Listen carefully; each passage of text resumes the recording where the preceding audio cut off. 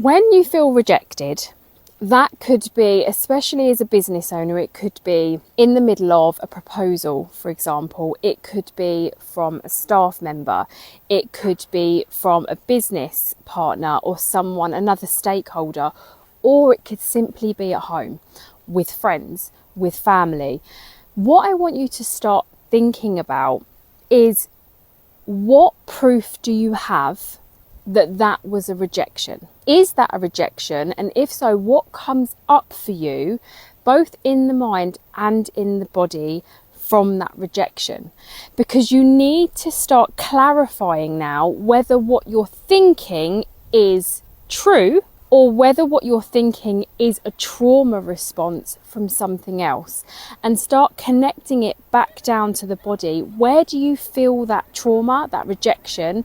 Because if you keep thinking about it, you end up going down this bloody rabbit hole of, I always get rejected, why is it me, what's happening to me, what's wrong with me, things like that. And then you start spiraling, and again you've lost it because you're in your head again.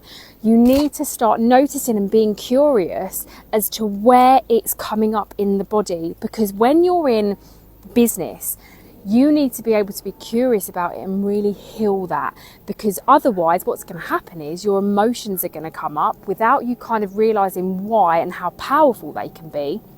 And then you're going to respond either through defensiveness, irritability, snappiness, and all that's going to do is break down relationships. That's going to ruin deals. That's going to ruin your business, because you're not going to be approachable. So you need to start noticing, being curious about rejection and how you're feeling it, because then you can start to implement strategies. And that's where I do a lot of work, implementing different strategies, because strategies, there will never be one thing. It could be a whole host of things. Once something comes up, and they always say, new level, new devil, right? So it's not something that you're going to be one and done. It's going to be something that comes up.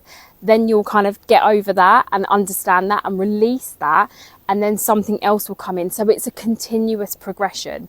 And this works with overthinking as well.